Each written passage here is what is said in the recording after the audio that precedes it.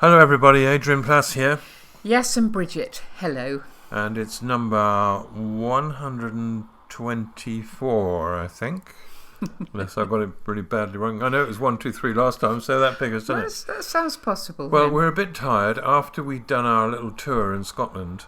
Oh, which was lovely, wasn't it? Which we really enjoyed, old yeah. friends, and we met new people, Yeah. and we did have a lovely time. No, it was good. And then we went home for the weekend. We had one day in which to make sure we were ready to come away to Grange-over-Sands, where we've been here for a week with a actually really nice group of people. We're coming to the end of the week now. We are. We're sitting here looking out over a really serene view, aren't we? We've got, because Grange-over-Sands is very special, really.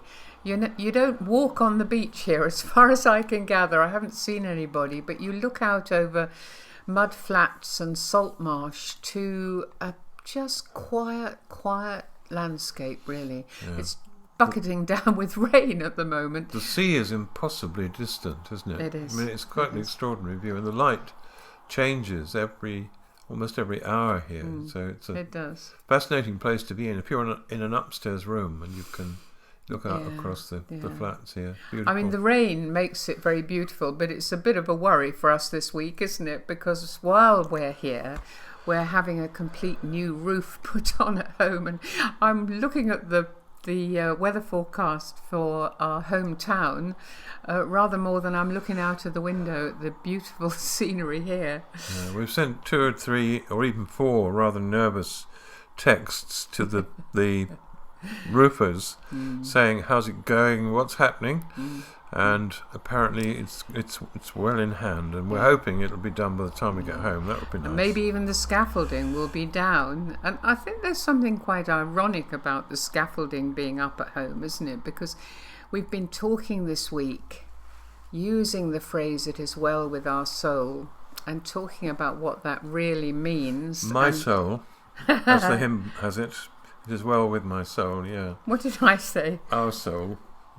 Okay, well, it's well with my soul with then. My soul, yeah. But that very famous hymn, and we've been looking a little bit at the history of that, as we have done before, haven't we? Yeah. That it was written...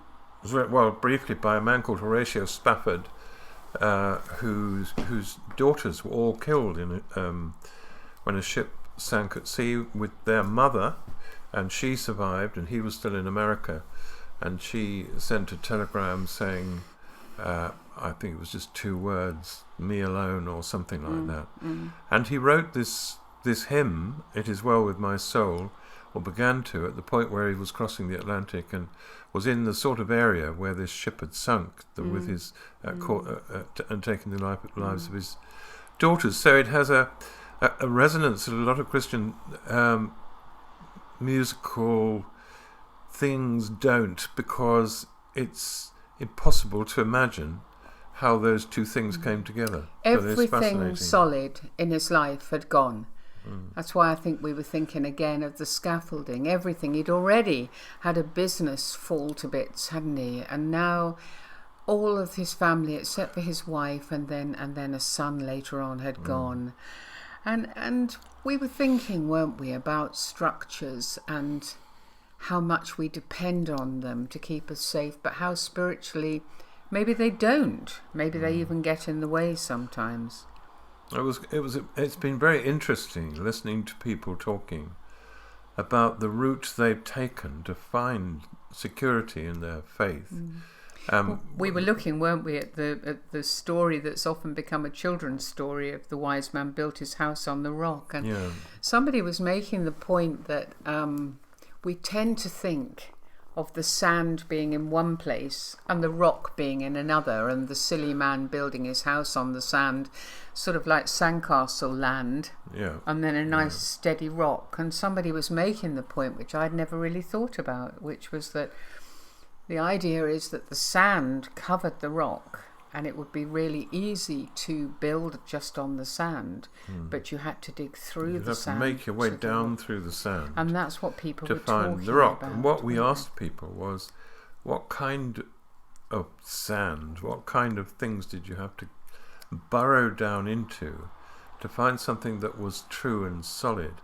And as usual, the remarkable thing about the replies were that there were as many replies as there were people who replied.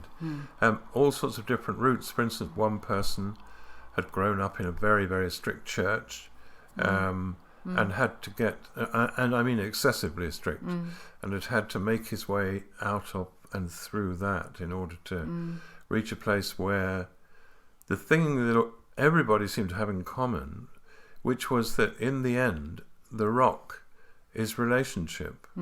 And if your stability or your safety is in anything else, it could fall. So it was very interesting to hear these stories. Yeah, and we were talking as well and thinking as well about how things like doubt, that you look at the black and white of life, and apparently that keeps you safe, like the strong structures. It's easy, isn't it? You sit with that. And that's in a way what a lot of people were talking about, that for a while they'd settled for this because it seemed solid. And then they began to realise that it wasn't solid at all, that actually they had to wrestle with the things that were between the black and the white. And it reminded us, didn't it, of a conversation you had with somebody at Scargill who was very worried. They were a very black and white sort of person, and they'd lived with the black and white and they'd liked it. And I think this person had some problems with the way we presented things, and I don't blame her, really. I mean, if you've been involved in things that are very clearly laid down and you don't really question them, then to hear people exploring all sorts of side ways and little alleys and bits off roundabouts that you never knew were there. And afterwards she said, I've been thinking about the fact that my life so far as a Christian has been so black and white. And I've always thought that the wrong thing is to be in the grey area. You're either white, which is good, or you're the other end, which is bad, and in the middle is grey. And she said, I've just realised, thinking about that actually there is a place for silver in between the black and white. There's something that could be very, very valuable, because although it may not have the easy safety and security of some things, it's real and it has true value. And it perhaps goes back to what I think we were saying a couple of weeks ago about the only useful testimony, the only useful witness to faith is the true one.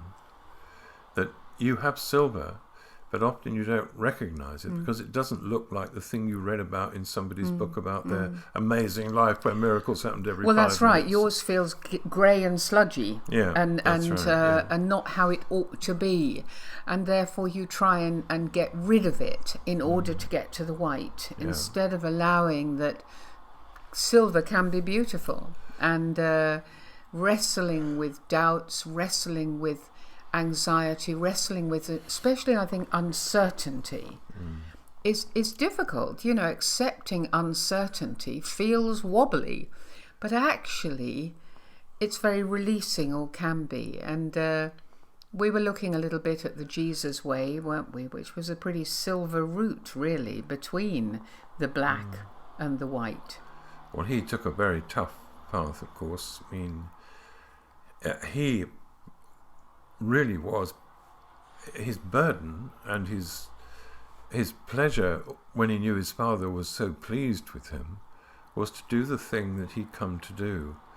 And that meant that he had to think very carefully about his response to all sorts of things, to temptation throughout his ministry, through the three years of travelling and speaking and being with people, to make sure he just kept it right. Personally, I think that's really tough. And challenge people over the things that they had simply accepted as being what you do. In fact, most of the laws that they had lived by, not that they were necessarily wrong, but that they weren't the full answer. So it wasn't necessarily wrong at all that you kept the Sabbath holy, but it might not be the full answer. He'd come to fulfill the law, so if somebody needed healing on the Sabbath, then that was a different way to look at it, an opening up way. Yeah, I suppose it was exploring the fact that all the paraphernalia of religion, of Christianity, I mean, Marx said, "I'm not a Marxist." Jesus might have said at some point, "I'm not sure I'm a Christian, I don't know." But well, he couldn't have been, could he? He couldn't have been following himself. No, but I mean, I'm not sure I believe what some people are saying I'm doing, or but the trying to push through to the place where there's a reality that it's got nothing whatsoever to do with religion, but is to do with love and relationship, and something probably sweeter and more dramatically amazing than we imagine or have imagined so And he gave far. hints, didn't he, all the way through? I mean, we were talking about our roof, we were talking about structures, and Jesus' attitude in that very famous story that I think we've probably talked about before, but it is perhaps one of your favourites, isn't it, of the four friends it's often described about, isn't it? The four friends who made a hole in the roof, which I suppose is why it's on our minds. We don't want any more holes in our roof. We've had enough of them over the last few months. We've patched for too long. We have, and every time it's rained, we've worried. No, it's a great story because it really reveals a truth in the centre of what we might understand as the right thing to do, that is markedly different. The four friends as we all know, they let their friend down on a stretcher and break the roof open, put him in front of Jesus, and Jesus forgives his sins and then tells him to get up and walk, and he does, and the four friends obviously are thrilled by this. But the fact is, there would have been a queue of maybe 100 people waiting to be healed out there. People who thought this may be our only chance to get to him. And so these four fellows, with their passionate desire to see their friend healed, had broken open the roof. And people might have said, "Well, you've broken the roof. You never asked anybody if you could do that. You haven't paid for it. You've got what you want, but you jumped the queue. The queue was endless. You just got in front of the queue."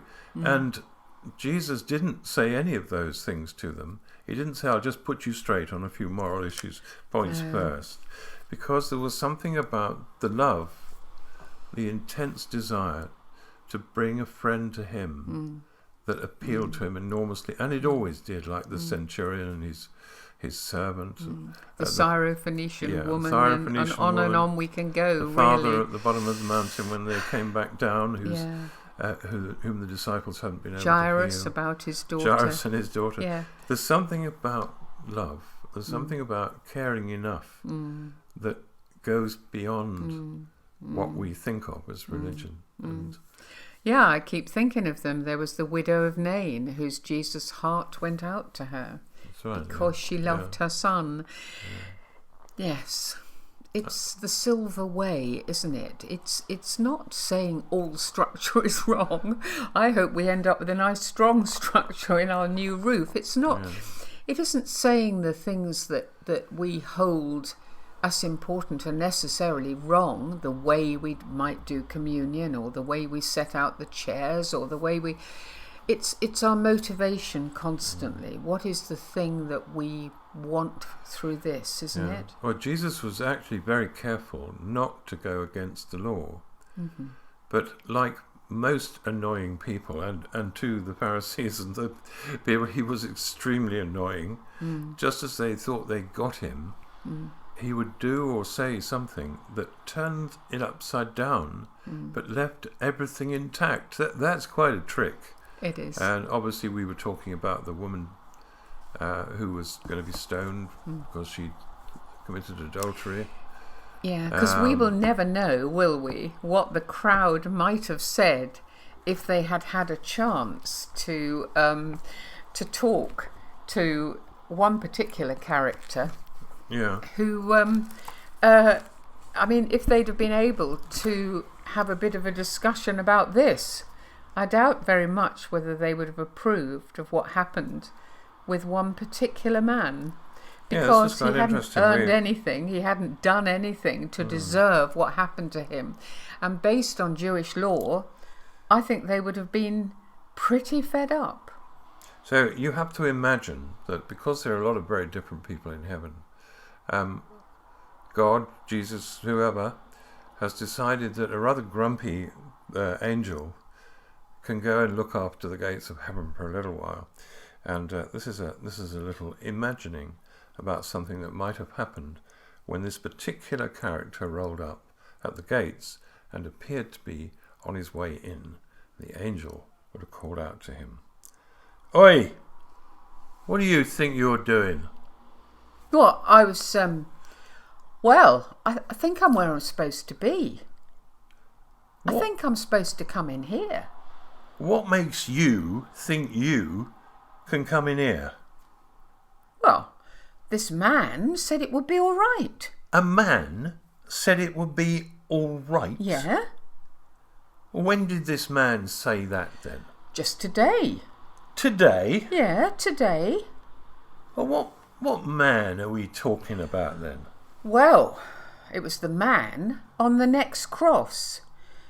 There were 3 of us, you see, and he was in the middle. In the middle? Yeah, in the middle. Oh, and what did you say to this man on the cross next to you who was in the middle? Well, I asked him to remember me. Oh, you asked him to remember you, did you? Yeah. And tell me, what did this man say when you asked him to remember you? He said he would. He said he would. And you believed him? Well, yeah. He said he was going to meet me here today. He said he would meet you here today? Yeah. And this man who said he'd remember you and meet up with you here today, what was this man, what was he called? Yeah, well, I think he was called Jesus. Jesus? Yeah. I think so. Ah, right. Yeah. Oi, what are you still hanging about for? Do you want to go in or not? Oh, well, yes. Yeah. Go on right. then. Look, he's waving to you. Get in there. So, I mean, actually, of course, the thief on the cross did the whole Christian thing in one sense. He saw that Jesus was someone with authority. He asked him to remember him. Jesus said yes. And going back to the woman in adultery, Jesus didn't lose the law. He said, yes, yeah, it is the law that you stone him. And any one of you who's never sinned, you started off. You start throwing stones. And the older men there immediately threw their stones away because they knew they could never throw the first stone. So somehow those stories maintain all the rules that need to be maintained. It's fascinating. It is. It was a great week all over, wasn't it? It's really been a lovely week. Yes, a lovely week. And we'll see you next week. We'll be back home. We'll tell you whether our roof is okay. Okay. And yeah, have a good we week. will. Yeah. God bless.